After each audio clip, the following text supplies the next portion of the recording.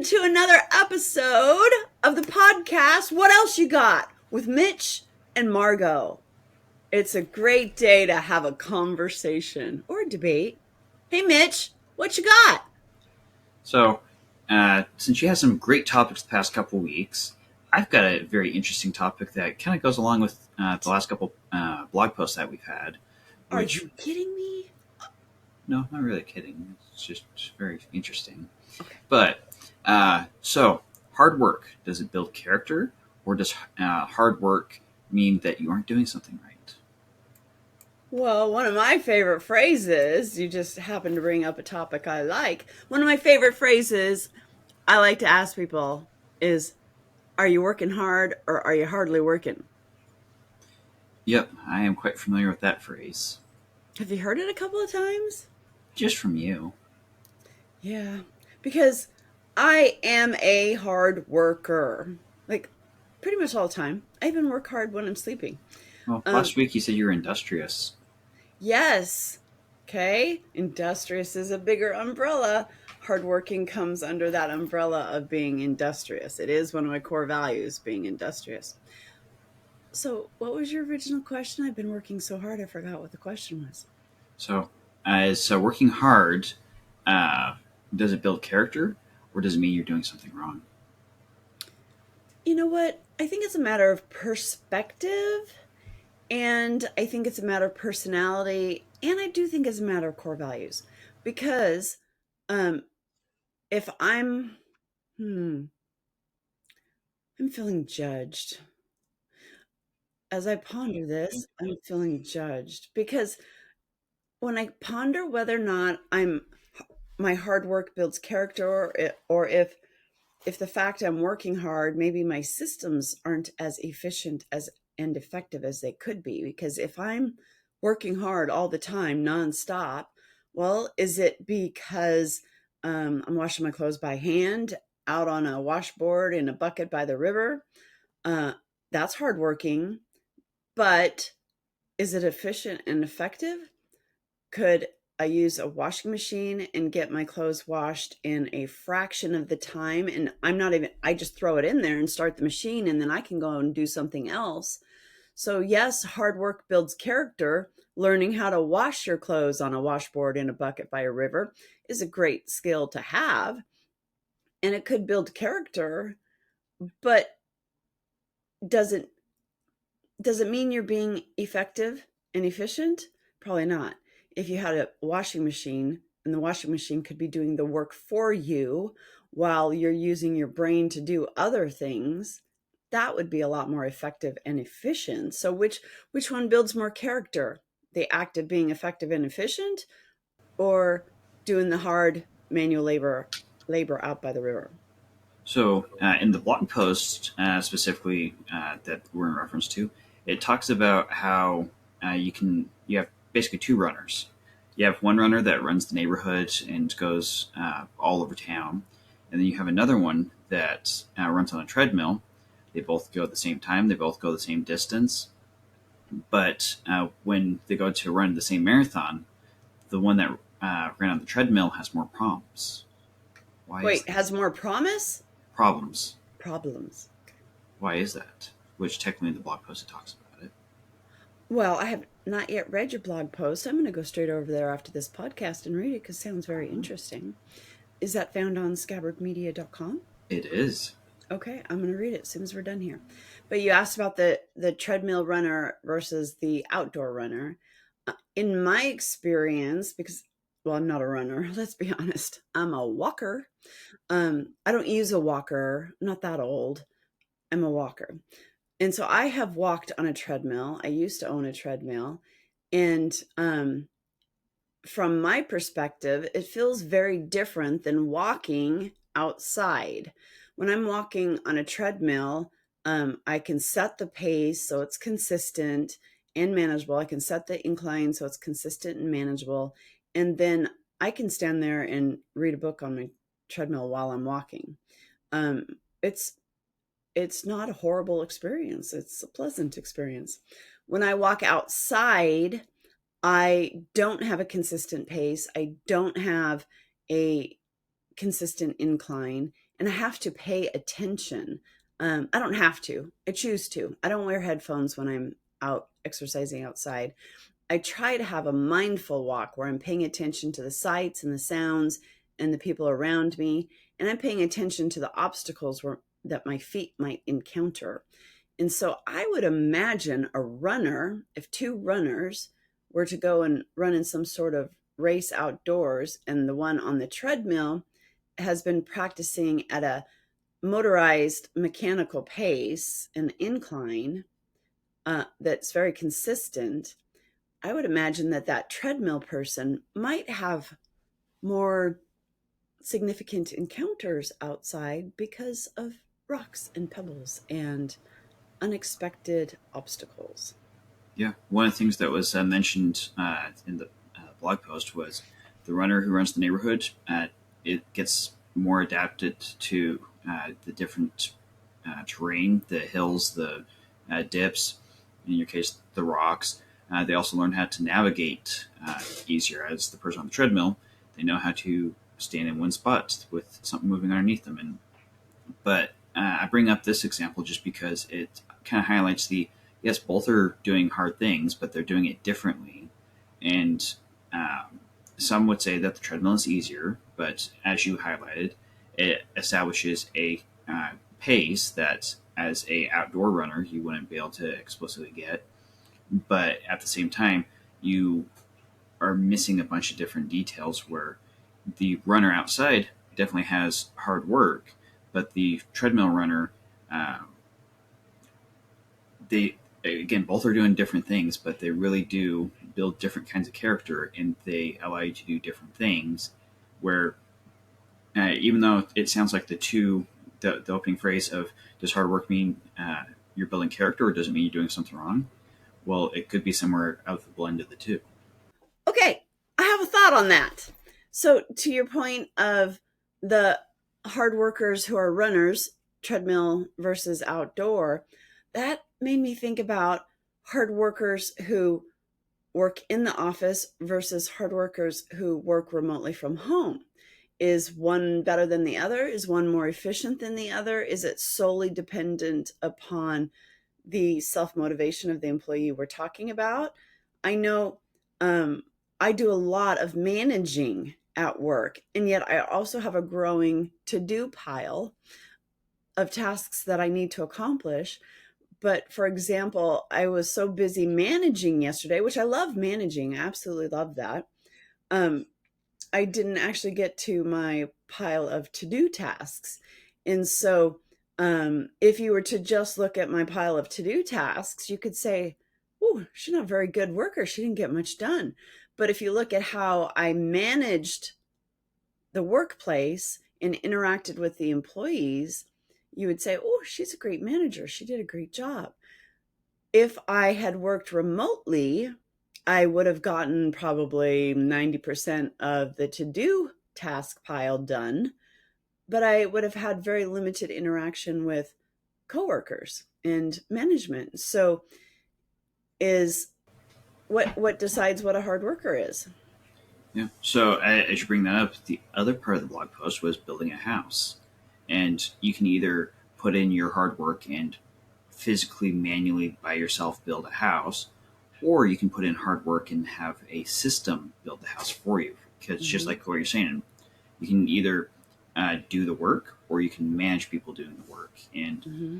technically, both are hard work, both build character, but they build it differently to get stuff done. I suppose, and again, I mentioned personality in there. I think personality plays a big part of it. What are our strengths and skills? Are we more talented in one area than another? Is that where we should we focus our time and energy into the area that we're already skilled in? Is that a better use of our hardworking efforts, or is it better for us to extend our effort energy into the area where our skills are less than, so that we can build them up and strengthen them and become a more well-rounded person? So there's a really funny joke, meme, thought, idea that happens in IT, and technically it happens just about anywhere. that basically goes, we didn't do it because we thought it was easy. We did it because we thought it was going to. Well, I just know that there's many times that I sit down going, oh, I can knock out this project in 5 minutes. And the next thing I know, 5 weeks later, I'm still crying over it and it hasn't made it very far. I just Wait, lost my transition what thought. does it even mean? I'm going to ask Google. What does it even mean to build character? Have you ever thought about that? I mean, I think I know what it means, but that's one of those phrases that we throw around so much. You keep using that phrase, but I don't think it means what you think it means. Exactly, Nico Montoya. Is that how you say his name? Amigo Montoya is the one who asked the question, but What it was does it also a mean word. to what? It was, you keep using that word, but I don't think it means what you think it means. Okay, let's find out what our smartest coworker says. Building character. This is according to Google AI. Building character refers to the process of developing positive personality traits, moral values, and the capacity for ethical decision making. It involves cultivating emotional strength, self awareness, and the ability to respond effectively to challenges and setbacks. In essence, it's about becoming a more resilient, responsible, and principled individual. So, what does not build character in life? Going through life, all of its ups and downs, challenges, turns and twists, detours, and whatnot. What So, does not build character? according to the definition you just read, is anything that produces negative character is not building character. Or anything that is lazy? If you're lazy, are you building character? Maybe in a game, but not on yourself. I'm talking about building character in yourself. Oh, yeah. So, So, if you're a lazy learner, if you're a lazy worker, if you're a lazy partner, if you're a lazy parent, if you're a lazy exerciser, if you're lazy, you are not building character. so if you're a lazy exerciser, what does that really mean? Doing leg lifts from the couch while eating ice cream? Not speaking from experience. Okay. So we talked a little bit about the building character side of things, but how can you tell if the hard work and the strain that you're going through means you're not doing something right? And specifically like exercise, yeah, you can be leg lifting, but if you're having it automated by someone lifting your leg for you, that's not quite doing much. I mean, that's another podcast. But because I think through quite a few of the different struggles I've had with various projects, and it really comes down to just because I'm thinking programming, because it goes back to I thought it was going to be easy. It doesn't mean it actually was.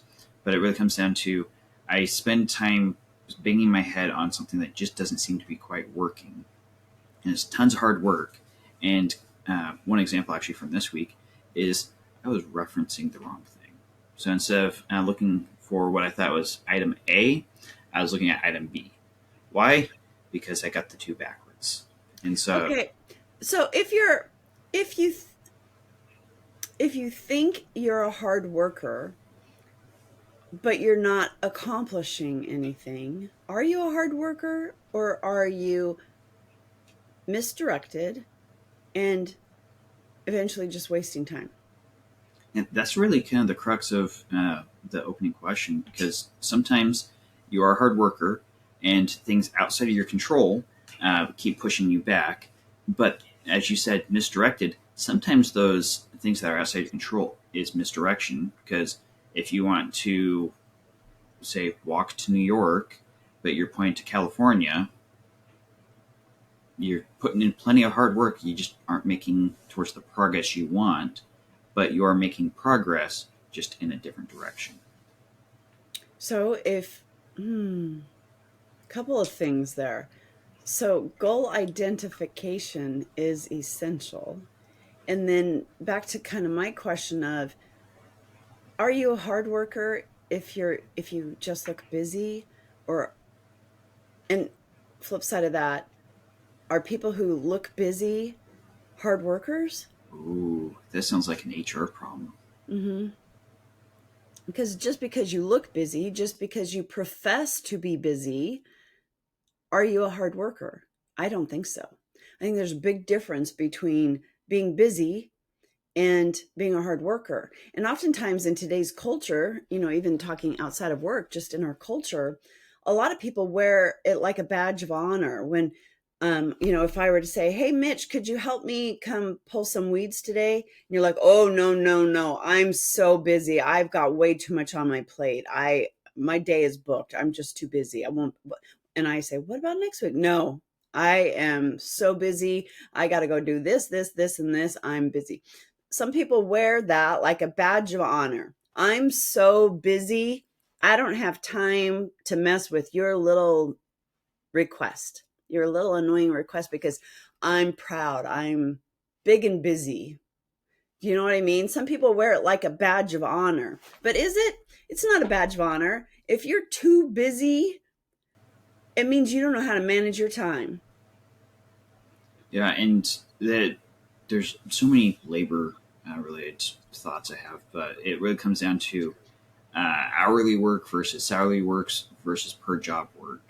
And since I like to dabble in learning how to do business, there is a couple of videos I've come across where someone says, "How much do you want to get paid?" And someone says, $100 an hour. And you go, "Cool.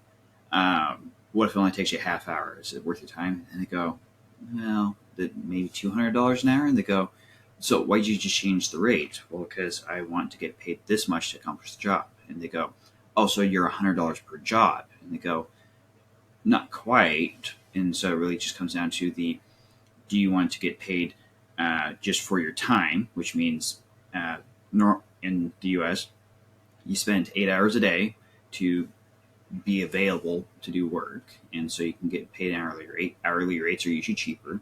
If you get paid salary, which generally means you commit to 8-ish hours a day, but you also commit more towards you will accomplish X amount of work in a given amount of time. And then you've got basically your lawn guy. If he's there for 5 minutes, but he does everything you need him to, are you still going to pay him as if he was there for 6 hours?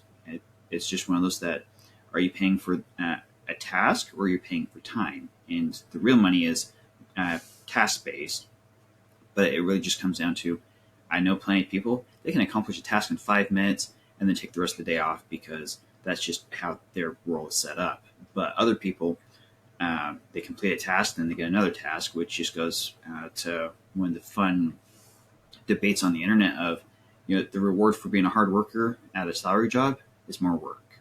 And so it really is just that weird blend of what type of work are you trying to do? And is it one that you want a full stacked calendar? Or do you want a empty calendar that you get paid the same amount as a full stacked calendar? And that's always a tricky question when it comes to HR management, also, is because you ask the question, if you're a hard worker and you're getting paid hourly, and so you complete a project quickly and efficiently, the reward for that is another project. So if you love your job and you don't mind being paid hourly, then it shouldn't be an issue. However, I think where it becomes an issue is when your hardworking employee is getting things done, but then the lazy employee, the lazy learner, the lazy worker sitting next to them is maybe they're getting paid the same rate. Maybe they don't know what one another's getting paid. But when your hard worker is getting things done, I think where it becomes tricky is if the hard worker is then asked to complete the work of the lazy worker. I think that's when there becomes a shift in the dynamic and a shift in attitude and satisfaction, because I don't think the hard worker should be expected to finish the work of the lazy worker, especially if they're getting paid similarly. Um, I think it's okay if the hard worker gets a fresh new project intended just for them. I don't think it's going to be good for team culture if the hard worker is asked to help do the work of the lazy worker, and the lazy worker still gets paid. Yeah, and all this really stems from when there's some kind of project problem. I'll call it project problem. Is it the tool isn't quite right, or the problem isn't quite right? And which is two really good perspectives in the sense of going back to you're trying to get to New York, but you go to California.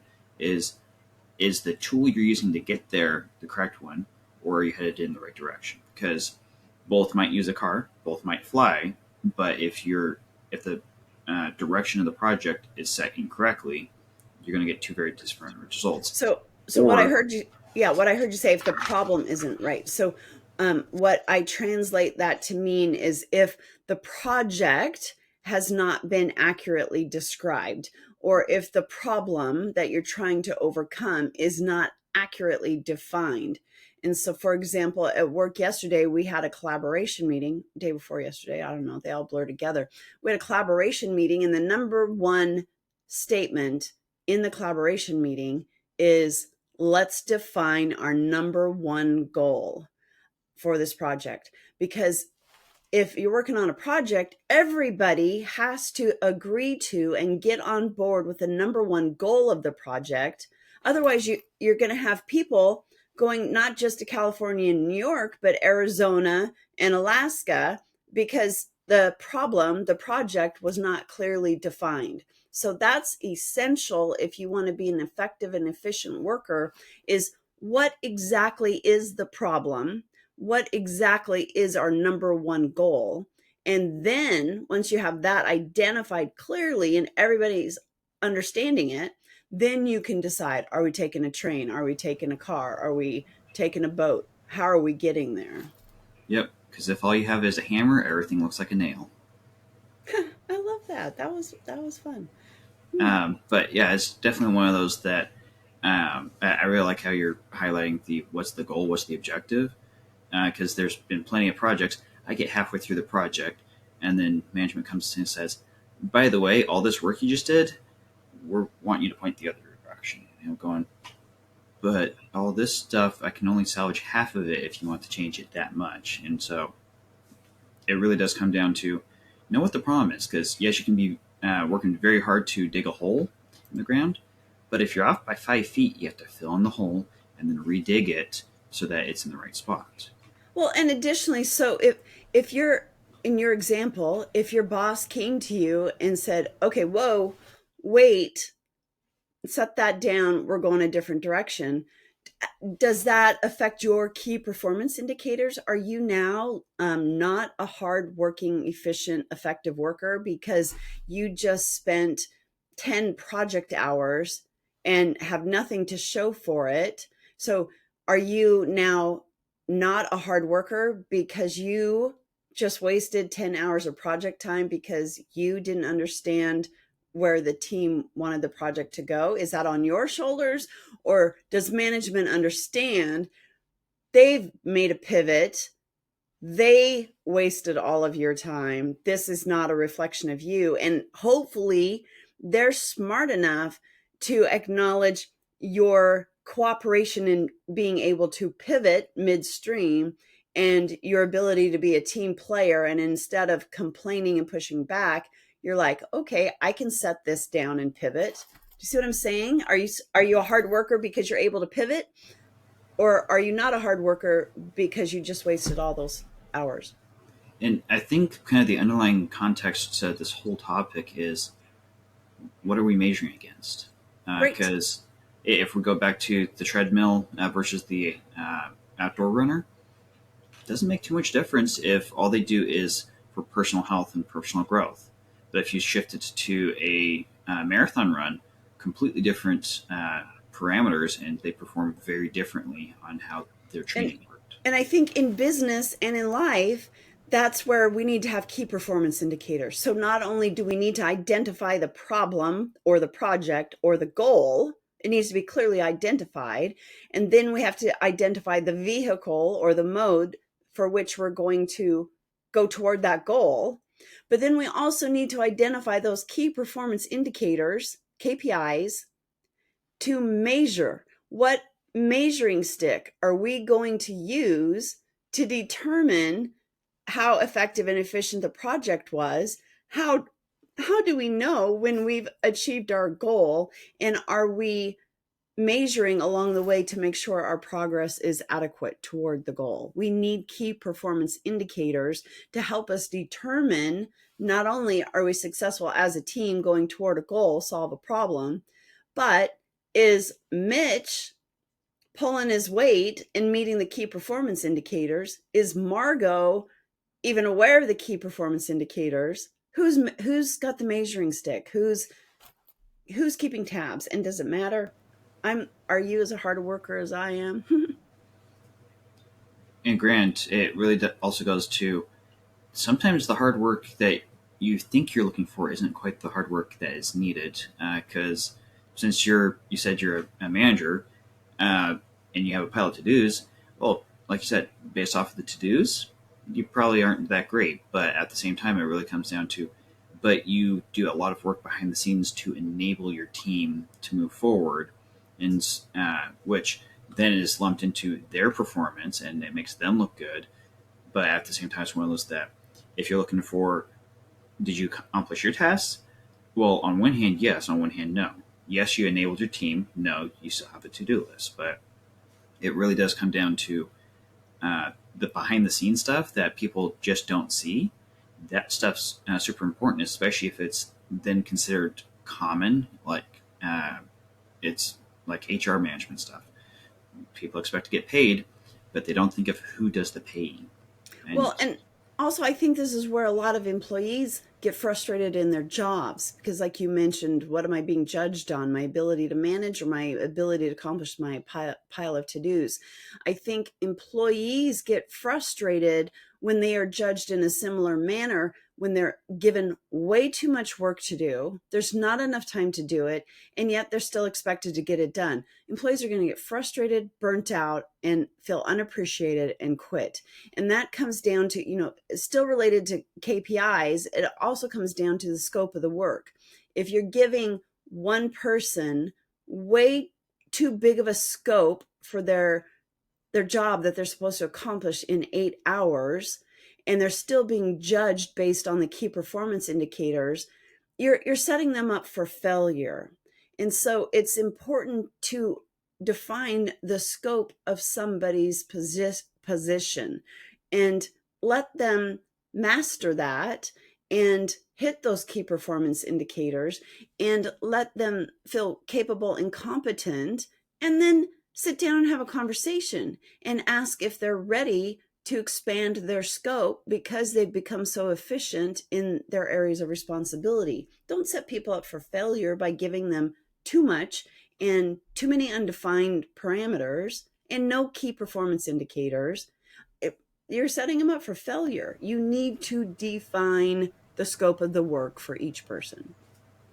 so, just going back to the original question, so does hard work mean you're building character, or does hard work mean that something isn't right? Both. Both. Yeah, because again, I think we've summarized various different aspects, and there's so many different other avenues to go down that hard work is important to build character, but at the same time, if something's not working and it just feels like lots of hard work with no progress, there probably is something that's not quite right that should be addressed, should be looked at. Yep. Whether that's the goal, the direction, the tools, or knowledge, because actually, technically, knowledge is a tool, but there's just so many different things that it could highlight why it feels like hard work with no progress. Right. And again, you need those key performance indicators to measure what's being accomplished and if it's being effective and efficient. So you need the whole system in place. So if there are problems, take a look at the system that's being utilized and examine the system before judging the people. Well said. Well said. That like sounded smart. Yeah. Because we're smart. Everyone's smart. Oh, we need to use key performance indicators to judge our smartness. Well, if we're talking us, it's how many people actually like, subscribe, and comment, and tell us how awesome we're doing. Do it.